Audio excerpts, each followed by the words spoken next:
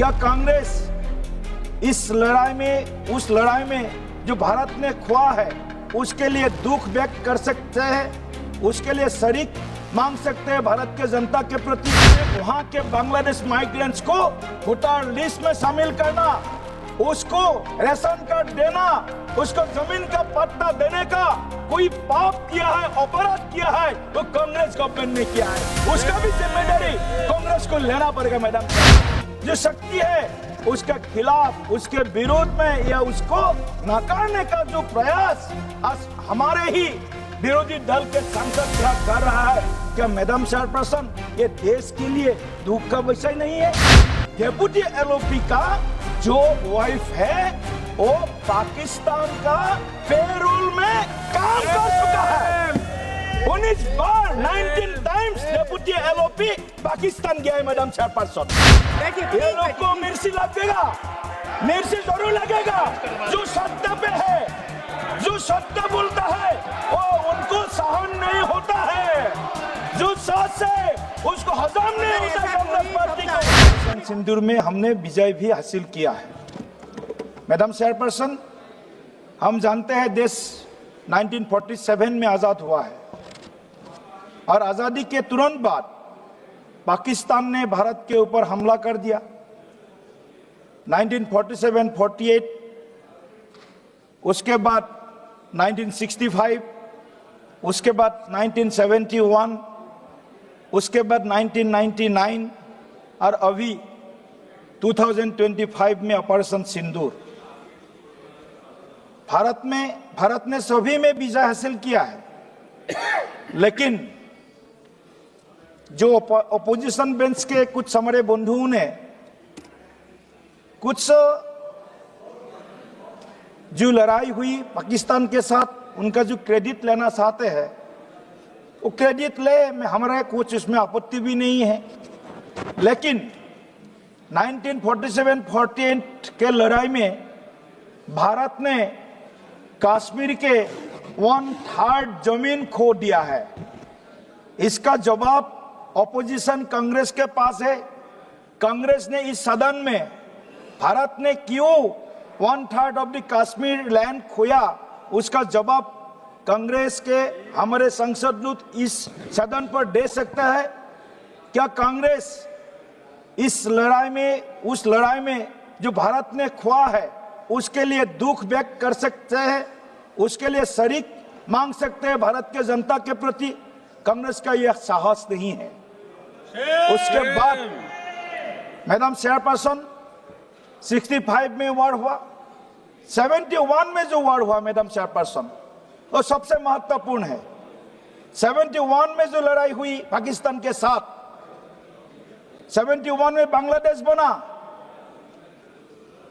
भारत के सेना, भारत के उस समय के शासक सभी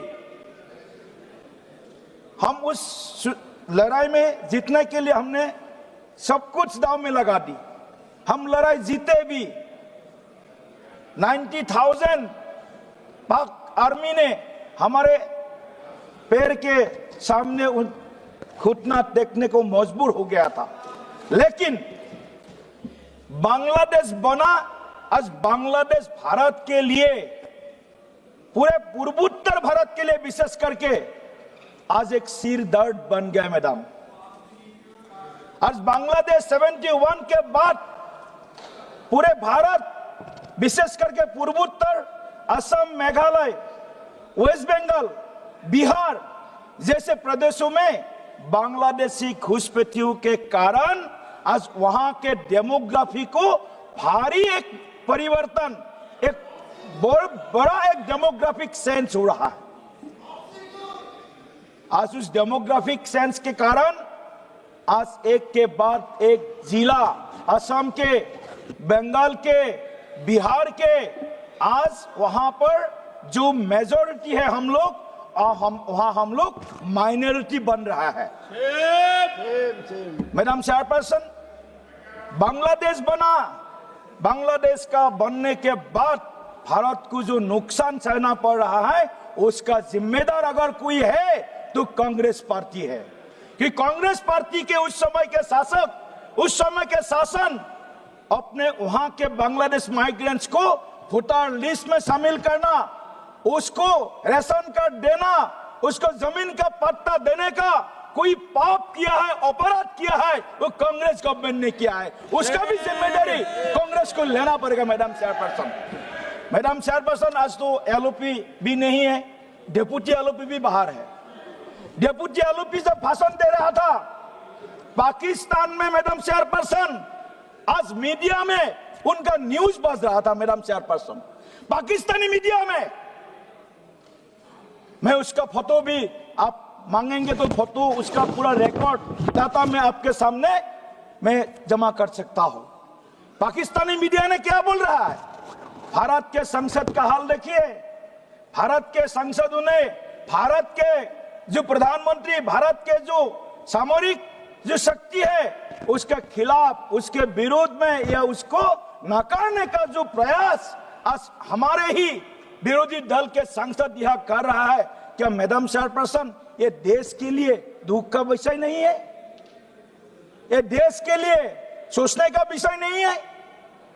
पाकिस्तान के मीडिया में हमारे देश का संसद में आज क्या हो रहा है, संसद का वक्तव्य क्या दे रहा है, आज हमारे डेप्यूटी एलओपी बड़ा भाषण देकर के गया है। लेकिन मैं डेप्यूटी एलओपी को बोलना चाहता हूं, उस डेप्यूटी एलओपी का भी विरोध में असम गवर्नमेंट में स्पेशल टास्क फोर्स एसआईटी का गठन कर चुका है। किस लिए? मैडम चेयरपर्सन, एक डेप्यूटी एलओपी का, उनका जो मैं आज बोलना नहीं चाहिए लेकिन बोलना पड़ेगा क्योंकि एसआईटी बनाई है इस कारण के लिए।